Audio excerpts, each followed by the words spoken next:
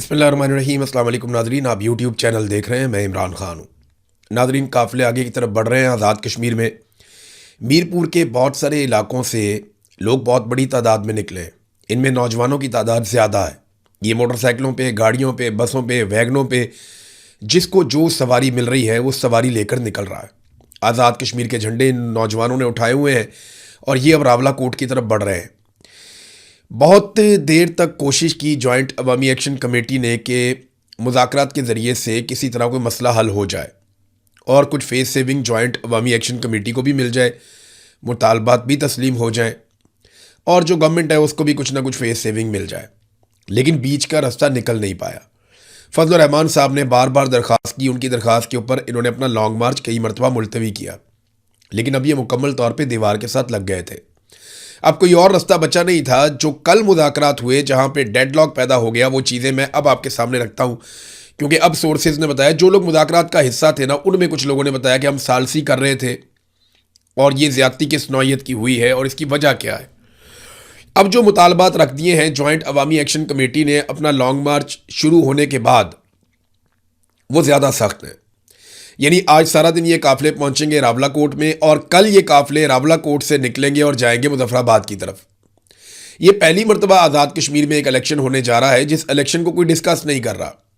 ऐसा लगता है ये जो इलेक्शन है सिर्फ बिलावल और मरियम नवाज, ये दो लोग खेल रहे हैं आपस में इलेक्शन। कोई ऐसी पोलिटिकल पार्टी मैदान में नहीं है जिसकी आवाम में इस वक्त जड़ें हों। पीपल्स पार्टी अच्छी पोलिटिकल पार्टी है, PMLN भी तगड़ी पोलिटिकल पार्टी है, लेकिन इस वक्त आज़ाद कश्मीर के लोगों ने इनको बहुत बुरी तरह रिजेक्ट किया है। इन्हें अपने जलसे करने के लिए भी बंदे पंजाब से लेकर आने पड़ते थे या दूसरे सूबों से लेकर आने पड़ते थे। बड़ी मुश्किलों से इन्होंने अपनी कैंपेन खड़ी करके दिखाई है और ये कुछ भी नहीं कर पाए। कोई माहौल बना ही नहीं इलेक्शन का आज़ाद कश्मीर में। मुझे नहीं लगता कि लोग निकलकर बड़े पैमाने पर वोट देंगे। हाँ, ये इलेक्शन का रिजल्ट आ सकता है जैसा कि मिलिट्री एस्टेब्लिशमेंट चाहेगी। वहाँ का सेक्टर कमांडर फैसला कर ले और वो ये कहे जनाब इतने वोट निकालने, तो उतने निकल ही आएंगे। नवाज शरीफ का हल्का आपके सामने है जो किया गया यास्मीन राशिद के खिलाफ, और बहुत सारे हल्के ऐसे ही हैं। 17 सीटों वालों को हुकूमत बनाकर दे दी पाकिस्तान में आसिम मुनीर साहब ने, तो ये कुछ भी कर सकते हैं। आज़ाद कश्मीर में इलेक्शन चोरी करना तो कोई बड़ी बात नहीं है। अब जो मुतालबात हैं उनमें पहला मुतालबा ये है कि IG लियाकत समेत तमाम रेंट अफसरान को बेदखल किया जाए आज़ाद कश्मीर से। नंबर 2, मुमताज़ राठौर इस्तीफ़ा दे। नंबर 3, तमाम मुकदमात और नोटिफिकेशंस की मनसूखी की जाए। जाली मुकदमात जितने भी हुए हैं, जो नोटिफिकेशन जारी किए गए हैं कलअदम करार देने का, या ये जो 4th शेड्यूल में नाम डाल दिए गए, ये सारी चीज़ें ख़त्म की जाएं। नंबर 4, शोहदा का जो नाहक खून है उसका हिसाब दिया जाए, मुकदमात दर्ज किए जाएं और जितने भी लोग कैद हैं सियासी नुक्ता नज़र से जिनका इख्तलाफ था उन्हें कैद कर दिया गया, जेलों में डाल दिया गया। हमारे अपने एक साथी अहमद फरहाद साहब इसमें इस वक्त कैद में हैं और बड़ी तकलीफ़ में हैं। वो बीमार भी थे, उन पर बहुत दबाव डाला गया कि तुम एक वीडियो बनाओ और घर जाओ। उन्होंने इनकार कर दिया, वीडियो मैं नहीं बनाता। बहुत दबाव डाला एजेंसियों ने उन पर, लेकिन उन्होंने वीडियो नहीं बनाई।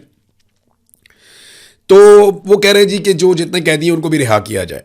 और फिर आखिरी ये है कि जितने पुराने मुतालबात थे वो सारे मुतालबात मंजूर होंगे तो हम मुज़ाकरात की टेबल पे अब बैठेंगे। वो मुतालबात क्या है ये हम सब जानते हैं। उनके 38 मुतालबात थे, जिनमें मेन और बड़ा मुतालबा ये था कि आप नोटिफिकेशन के ज़रिए से ये जो नशस्तें हैं जम्मू कश्मीर वाली, इनको ख़त्म कर दें या इनका किरदार ख़त्म कर दें हुकूमत बनाने और गिराने में। अब ये बड़ा जायज़ मुतालबा है कि आज़ाद कश्मीर की हुकूमत बनती है, बाहर से आ जाते हैं बंदे और वो आके हुकूमत बनाते हैं और गिराते हैं। अगर ऐसे ही पंजाब में हुकूमत बन रही हो और सिंध से या खैबर पख्तूनख्वा से लोग आकर हुकूमत बनाएं और गिराएं तो कैसा लगेगा। लेकिन कश्मीर का एक मसला बड़ा हसास भी है, क्योंकि अक़वाम मुत्तहिदा की करारदादों के मुताबिक यहाँ पे इस्तिस्वाब राय होना है। लेकिन जो मकबूजा कश्मीर के लोग मुहाजिरीन आए हुए हैं वो आज़ाद कश्मीर की हुकूमत कैसे बना और गिरा सकते हैं। अगर उन्होंने हुकूमत बनानी और गिरानी है तो मकबूजा कश्मीर की हुकूमत बनाने और गिराने में उनका रोल होना चाहिए ना। अपने अपने इलाके में हर बंदे का वोट होता है। मसला यहाँ पे भी नहीं है। अगर वो इलेक्शन भी फ्री एंड फेयर हो और कश्मीरी ही वोट डालें तो फ़र्क पड़ता है। लेकिन इलेक्शन फ्री एंड फेयर होता ही नहीं और मिलिट्री एस्टेब्लिशमेंट अपने बंदों को ले आती है बाहर से और उनके ज़रिए से हुकूमतें बनाती है, हुकूमतें गिराती है, उनको वजारतें देती है, अहम तरीन वजारतें उनको दी जाती हैं। तो ये एक प्रॉब्लम है जिसका कोई हल निकल नहीं रहा था। बहरहाल लोगों के मनाज़र नज़र आ रहे हैं, अलग अलग सड़कों पे बड़ी तादाद में लोग आगे की तरफ बढ़ रहे हैं। ये रावलाकोट जा रहे हैं और रावलाकोट जाकर ये अपने मुतालबात के हक़ में फिर मुजफ्फराबाद की तरफ जाएंगे। इनको रोकना कैसे है वो मैं बताता हूँ। अभी ये क्या कर रहे हैं। सेक्टर कमांडर और बिलावल ये जो आखिरी मरहला हुआ मुज़ाकरात का, ये लोग गालिबन मुज़फ़्फ़राबाद में थे, कुछ लोग मुज़फ़्फ़राबाद में थे, कुछ लोग रावलाकोट में थे, और कुछ लोग टेलीफोन के ऊपर या ऑनलाइन इनके साथ राब्ते में भी थे, फैसिलिटेट किया गया था। मिसाल के तौर पे आईनी माहिर हैं आसिफ साहब, मियाँ आसिफ, ये कानूनी नुक्ता नज़र से मुशावरत कर रहे थे। तो इन्होंने कहा जी कि आप ऐसा कर लें कि एक नोटिफिकेशन जारी करवा दें, लेकिन फिर जो एस्टेब्लिशमेंट है वो पीछे हट गई, जो बातें तस्लीम हुई थी उनसे भी पीछे हट गई। अफशा कियानी साहिबा जो ह्यूमन राइट्स के हवाले से, वो भी यहाँ पे मौजूद थी। फिर जो एक PUF है उसके चेयरमैन भी यहाँ पे मौजूद थे, और फिर जॉइंट अवामी एक्शन कमेटी के लोग भी थे। एक अजीबोगरीब चीज़ हुई है जो मुझे आज पता चली, और मैं ये चीज़ कभी कहना नहीं चाहता, लेकिन क्योंकि पाकिस्तान का मसला बन गया है, कश्मीर का मसला बन गया, मसला बहुत हसास है, तो इस पर सबको तवज्जो देनी चाहिए। ख़ास तौर पे आर्मी चीफ को ज़रूर देखना चाहिए और वज़ीर आज़म को भी देखना चाहिए कि मिलिट्री इंटेलिजेंस और ISI के बीच में क्या चल रहा है।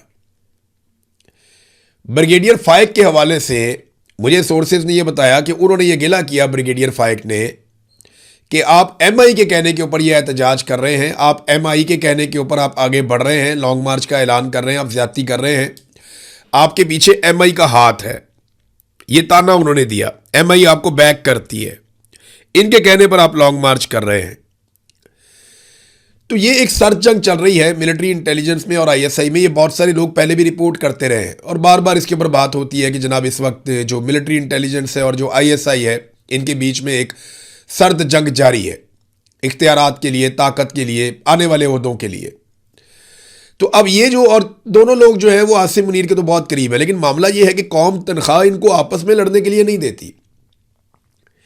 हम पाकिस्तानी जो अपने खून पसीने की कमाई से टैक्स देते हैं, जो पैसा देते हैं, वो पैसा हम इसलिए नहीं देते आपको कि आप लोग आपस में लड़ाई करें या एक दूसरे से मुकाबला करें। हम आपको पैसा देते हैं, तनख्वाह देते हैं, नौकरी देते हैं इसलिए कि आप हमारे दुश्मन से मुकाबला करें और दुश्मन के अज़ाइम को नाकाम बनाएं। दहशतगर्दी बढ़ती चली जा रही है, बढ़ती चली जा रही है, कहीं पे भी कंट्रोल नहीं हो रही, और आप आपस में लड़ रहे हैं ज़्यादा इक़्तिदार और ज़्यादा इख्तियार और ज़्यादा कंट्रोल के लिए। तो इदारा जाती कंट्रोल की इस लड़ाई में आप पाकिस्तान के ऊपर अपना कंट्रोल लूज कर रहे हैं। आपने मिलकर दुश्मन का मुकाबला करना था, आप आपस में मुकाबला कर रहे हैं। ये एक चीज़ सामने आई, मेरे लिए हैरान कुन भी थी, परेशान कुन भी थी। मेरे ख्याल में इसके ऊपर इंक्वायरी ज़रूर करनी चाहिए और चेक करना चाहिए कि क्या एजेंसियों का आपस में ऐसा मुकाबला चल गया कि एक कहती है निकलो, दूसरी कहती है ना निकलो। ये माजी में चीज़ें होती रही हैं और बहुत अफसोसनाक है। इसको फ़ौरन, अगर तो ऐसा कुछ है तो इसको फ़ौरन रोकना चाहिए। मुझे आज़ाद कश्मीर के लोगों ने ये बात बताई है। 14,000 पुलिस वाले पंजाब से अब निकाले गए हैं और उन्हें पहुंचाया गया आज़ाद कश्मीर में। ये क्या करेंगे? इलेक्शन चोरी करेंगे, मार कुटाई करेंगे, और क्या करेंगे? और इनको आता क्या है? यही करना आता है। लेकिन एक बड़ा वैक्यूम पैदा हो गया पंजाब में। खास तौर पे 3-4 अजला ऐसे हैं जहां पे काफ़ी बेचैनी पैदा हुई पुलिस में कि हमें तो बहुत सख्त हालात का सामना है। पहले ही हमारे नाकों के ऊपर हमें पुलिस की पहले ही नफरी कम है, पहले ही हम यहाँ डबल ड्यूटियाँ करके दहशतगर्दी से बच रहे हैं। क्योंकि याद रखिएगा कि खैबर पख्तूनख्वा के जो कुछ अजला हैं, जैसा DI खान, टांक और ये ऊपर वाले जो अजला बन्नू वगैरह, इनके साथ नीचे जो पंजाब के अजला लगते हैं, यहाँ पे दहशतगर्दी के कुछ वाक़यात हो चुके हैं। और इस बात का हर वक्त खतरा रहता है कि खैबर पख्तूनख्वा का जो दहशतगर्दी से मुतासरा इलाका है, वहाँ से पंजाब के अंदर दहशतगर्द दाखिल होंगे। और अब सूरत हाल ये है कि मियाँ वाली, भक्कर, लिया, DG खान, इन जगहों पे पुलिस के अंदर एक बेचैनी है कि हमारी नफरी कम हो गई है, यहाँ से नफरी को उठाकर आज़ाद कश्मीर ले गए हैं, तो हम दहशतगर्दी के ख़िलाफ़ जो हम एक लगातार कोशिश कर रहे थे उसको हम कंटिन्यू कैसे करें। लेकिन वहाँ पे भी एक पूरा इलेक्शन चोरी करना है, वहाँ डिमांड आई हुई है कि जनाब बंदे भेजें। अब बिलावल ने एक नई ट्रक की बत्ती दी है आज़ाद कश्मीर के लोगों को। बिलावल ने कहा जनाब के सच कमीशन एक बनाया जाए, मैं उसका मुतालबा करता हूँ और मैं ये तजवीज़ दे रहा हूँ, लेकिन मुझे कोई मुस्बत जवाब नहीं दिया जा रहा।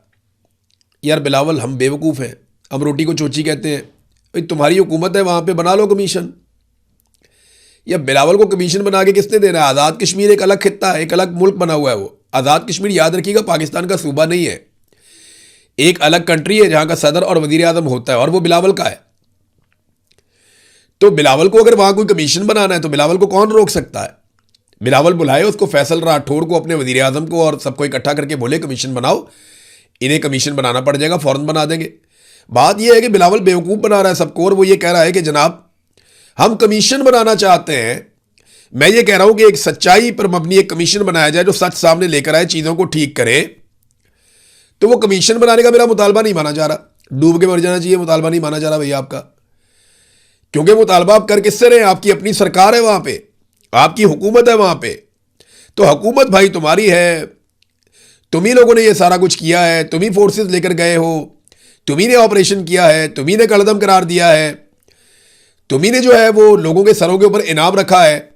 ये सारा जुल्म और बर्बरियत तुमने की है। तो तुम ये कैसे कह सकते हो कि ट्रक की एक नई बत्ती दे रहा हूं, इसके पीछे लग जाओ सारे कि जनाब हम एक कमीशन बनाएंगे। लोग बेवकूफ़ थोड़ी है, रोटी को चोची थोड़ी कहते हैं। गुज़िश्ता चंद दिनों से ना एक और बड़ी अच्छी चीज़ मैं नोट कर रहा हूँ, बड़ी मुस्बत तब्दीली आई है कि नून लीग वाले और पीपल्स पार्टी वाले आज़ाद कश्मीर के मेरे भाइयों को या आज़ाद कश्मीर के लोगों को आजकल गद्दार नहीं कह रहे, वरना आज़ाद कश्मीर के लोगों को गद्दार कहा जाता था, शरपसंद कहा जाता था, जॉइंट अवामी एक्शन कमेटी के लोगों को कहा जाता था कि ये राव के साथ, इंडिया के साथ मिले हुए हैं और ये इंडिया से पैसे लेकर आते हैं। मैंने आपको बताया था कि इनको पैसे तो बरतानिया में जो ओवरसीज़ पाकिस्तानी है वो फंडिंग कर देते हैं, जैसे पाकिस्तान में पॉलिटिकल पार्टीज़ की फंडिंग होती है। तो ये क्योंकि बरतानिया के अंदर ही रहते हैं सारे के सारे बहुत बड़ी तादाद में, और बरतानिया से पैसा आता रहता है आज़ाद कश्मीर में, तो उसमें से इनको चंदा भी मिल जाता है। ये बात मैं आपको पहले बता चुका हूं। लेकिन राव फंडिंग करती है, नरेंद्र मोदी या अजीत डोभाल जो है वो फंडिंग करते हैं, वो नहीं है। ये झूठ है, सारा बकवास है, ऐसी कोई चीज़ नहीं है। थोड़े दिन पहले ये इनको इंडिया का एजेंट कह रहे थे, अब नहीं कह रहे। अब इसलिए नहीं कह रहे कि इन्होंने लोगों से वोटें लेनी है, और वोट लेने के चक्कर में अब ये कश्मीरियों पर गद्दारी के फतवे नहीं लगा रहे। हाँ, जब इलेक्शन हो जाएगा, जब बिलावल को और PMLN को यह हुकूमत बनाकर दे दी जाएगी, इन दोनों में से एक को देनी है, तो जब इनको हुकूमत बनाकर दे दी जाएगी तो उसके बाद दोबारा कश्मीरियों के ऊपर या ज्वाइंट अवामी एक्शन कमेटी के ऊपर फतवे लगाए जाएंगे। वो कहते हैं ना होगा बांस ना बजेगी बांसुरी। इनमें से किसी को भी 2/3 अक्सरियत नहीं मिलेगी, और वो यही कहेगा कि जनाब अगर मेरे पास अक्सरियत होती तो मैं आपके मुतालबात पूरे कर देता। ना होगा 9 मन तेल और ना ही राधा नाचेगी, ये यही कहेंगे बार बार। बाद में बिलावल भी ये कहेगा मैं बहुत अच्छा नाचता, मेरे पास 9 मन तेल नहीं है। अगर मेरे पास 9 मन तेल यानी मेरे पास अगर होती 2/3 अक्सरियत तो मैं ज़रूर आपको नाच नाच कर दिखाता। तो फिर वो एक और कहावत है कि नाच ना जाने आंगन टेढ़ा। आज पता नहीं क्यों मुझे इतनी कहावतें याद आ रही है। भारत ये तो है जनाब आज़ाद कश्मीर की सूरत हाल, लोग आगे बढ़ रहे हैं। अब आ जाए जरा खैबर पख्तूनख्वा में अलीमा खानम, वो एक एक करके अलग अलग इलाकों में जा रही हैं खैबर पख्तूनख्वा के, और खैबर पख्तूनख्वा के एक एक ज़िले में, एक एक इलाके में उन्हें अवाम बहुत अच्छा रिस्पॉन्ड कर रही है। बड़े पैमाने पर लोग निकलते हैं इमरान खान की बहनों के लिए, और उनकी दिलचस्पी इस बात में है कि किसी तरह इमरान खान साहब की रिहाई हो जाए, वो जेल से बाहर आ जाएं, और इसके लिए वो कोशिश करना चाहते हैं। अलीमा खानम ने मुख्तलिफ इलाकों में आज फिर, क्योंकि ये अब गई हैं एबटाबाद वाली साइड पे, बटग्राम में भी गई हैं और कुछ और एरियाज़ का भी विजिट किया, जहाँ पे भी गई बहुत बड़े पैमाने पे लोग वहाँ पे इकट्ठे हुए। तो अलीमा खानम ने कहा कि इनके भाई की रिहाई के लिए 5 अगस्त को फैसला कुन मार्का होगा। वो तो बड़े पैमाने पे एहतजाज कर, एक तरफ जनाब PTI कह रही है हम 5 अगस्त को जलसा करेंगे, अलीमा खान कह रही हैं कि जनाब हम अपने भाई की रिहाई के लिए 5 अगस्त को एक फैसला कुन मार्का करेंगे। अब ये दोनों की बातों में बहुत फ़र्क है। PTI एक दिन का शो करना चाहती है, जलसा करो निकलो बस, जज्बाती तकरीरें कर देंगे, 4 5 10 ऐलान कर देंगे, वो ऐलान के ऊपर अमल दरामद होना है नहीं होना बाद में देखी जाएगी, दिन निकल जाएगा, प्रेशर कम हो जाएगा। जैसे जब इमरान खान साहब की आंख खराब हुई तो इन्होंने इंडोर एहतजाज किया था, 4 दीवारी के अंदर बैठ के। लोग जब ठंडे हो जाएंगे तो फिर हम घरों को चले जाएंगे। लोग ठंडे हो गए, ये घरों को चले गए, कई महीने गुजर गए, कुछ भी नहीं किया। जैसे बजट पास करवाने की बारी आई तो वो भी करवा दिया, सारा कुछ करते हैं ये। मिलिट्री ऑपरेशन जिनके इमरान खान खिलाफ था ये खुद करवा रहे हैं हाथ पकड़ के। ड्रोन हमले जिनके इमरान खान खिलाफ था उसके खिलाफ एक भी FIR ये दर्ज नहीं कर पाए, कोई कार्रवाई नहीं कर पाए। अभी ये एक जलसा करेंगे, पहले इन्होंने स्टेडियम के अंदर रख लिया था, मुझे लगता है वहाँ पर भी इजाज़त नहीं मिली। अव्वल तो मैं उसके खिलाफ था कि यार आप इमरान खान पूरे मुल्क का लीडर है, आप स्टेडियम के अंदर उसको वापस धकेल रहे हैं। तो मेरे ख्याल में स्टेडियम की भी इनको इजाज़त नहीं मिली और इन्हें कहा गया जनाब बाहर। मोहसिन नकवी साहब है ना, स्टेडियम्स के मालिक हैं, वैसे ही आपको पता है क्रिकेट उनके पास है, तो शायद इनको स्टेडियम की इजाज़त नहीं मिली। मोटरवे के पास कहते हैं खुला मैदान है, वहाँ पे अब हम करेंगे जलसा। ठीक है जी, करें जलसा, और जलसा करने के बाद बताएं आप करना क्या चाहते हैं, क्योंकि अवाम अब बहुत गुस्से में है। लोगों को ऐसा लगता है कि पाकिस्तान तहरीक इंसाफ को इक़्तिदार के लिए एक टोले ने इस्तेमाल कर लिया इमरान खान साहब की मकबूलियत को और उसको जेल में छोड़ दिया बेचारे को, अकेले को। अलीमा खानम कहती है जी हम एक फाइनल मार्का करने जा रहे हैं 5 अगस्त को। अब जैसे जैसे दिन करीब आएंगे ना और चीजें क्लियर होती चली जाएंगी। नादरीन, एक और खबर है मेरे पास। ये खबर आप देखें, हम 11 अरब के जहाज को रो रहे थे कि जनाब 11 अरब रुपए का जहाज ले लिया पंजाब ने। ये पंजाब से गंदुम जो गायब हो गई है ना, उसकी कीमत लगभग 400 अरब रुपए है। 400 अरब रुपए की गंदुम पंजाब से गायब हो गई। हम रो रहे थे किसको? 11 अरब के जहाज को। आवे का आवे ही बिगड़ा हुआ है। ये गंदुम कैसे मैनेज हुई, कहाँ गई, किधर गायब हो गई, किसी को कुछ पता ही नहीं है। ये लगभग 45 लाख टन गंदुम थी, कहाँ गई? कोई जवाब नहीं मिल रहा। रिपोर्टें छप रही है, जवाब नहीं मिल रहा। सरकारी मुलाकातों के अंदर इन चीज़ों का इंकशाफ हो रहा है, लेकिन जवाब नहीं मिल रहा और गंदुम के बहरान के अंदर शिद्दत आती चली जा रही है। ये जो इंकशाफात हुए हैं कि जनाब ये गंदुम गायब हो गई, ये गंदुम गायब कैसे हुई, किसने गायब की, कुछ पता नहीं चल रहा। बल्कि वफाकी हुकूमत और सूबों को रवां साल गंदुम की खरीदारी पॉलिसी पर मुअस्सर अमल दरामद में मुश्किलात का सामना है और यह इंकशाफ हो गया कि पंजाब में गंदुम की एक बड़ी मिकदार का रिकॉर्ड दस्तयाब ही नहीं है। 45 लाख टन गंदुम गायब। इसको मनों में कन्वर्ट करें ना और फिर इसको 3500 से ज़रब दें जो सरकारी कीमत है गंदुम की, ये 400 अरब रुपए की गंदुम बनती है। और अभी जो गंदुम हम इंपोर्ट करने जा रहे हैं, लगभग कोई 100 अरब की गंदुम हम इंपोर्ट करेंगे अभी फिलहाल फौरी तौर पे। 10 लाख टन गंदुम, 10 लाख टन 25 से मल्टीप्लाई करें तो मन बन जाते हैं। और फिर आप आलमी मंडी में कीमत देख लें, लगभग आपको 100 अरब रुपए की गंदुम इंपोर्ट करनी पड़ेगी। महंगी गंदुम आपको लानी पड़ेगी पाकिस्तान में। पाकिस्तानी किसानों का इस्तेहसाल हो रहा है, तबाह हो रहे हैं, और हम दुनिया भर के किसानों को खुशहाल करना चाहते हैं उनकी गंदुम खरीद के। हमारी गंदुम कहाँ गई, कोई रिकॉर्ड ही नहीं है। जखीरा अंदोज ले गए, बस इतना कह देते हैं और जान छूट जाती है। उसके अलावा कोई इनके पास जवाब नहीं होता। एक और खबर नादरीन, पाकिस्तान ने सऊदी अरब के साथ दिफाई मुआहदा किया, फिर पता चला कतर के साथ भी हमारा दिफाई मुआहदा, और अब कुवैत के साथ भी पाकिस्तान एक दिफाई मुआहदा करने जा रहा है।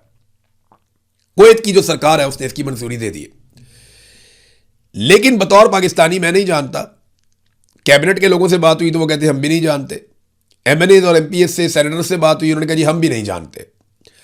तो फिर कौन जानता है कि इन ममालिक के साथ आप किस नौइयत का कौन सा दिफाई मुआहदा कर रहे हैं? क्या पाकिस्तानियों का यह हक नहीं है कि जो इतना बड़ा दिफा पाकिस्तानियों ने अपना पेट काट काट के अपने खून पसीने की कमाई से खड़ा किया, इतनी बड़ी फौज खड़ी की, इतने सारे हथियार खरीदे पाकिस्तानियों ने, ये हथियार अगर किसी और जगह पे किसी और के लिए इस्तेमाल होने हैं, चाहे वो मुसलमान मुल्क हो चाहे गैर मुस्लिम मुल्क हो, तो पाकिस्तानियों को कम से कम इतना हक तो है कि उनको पता हो कि उनके हथियार और उनके फौजी कहाँ जा रहे हैं लड़ने के लिए और कहाँ इस्तेमाल होंगे।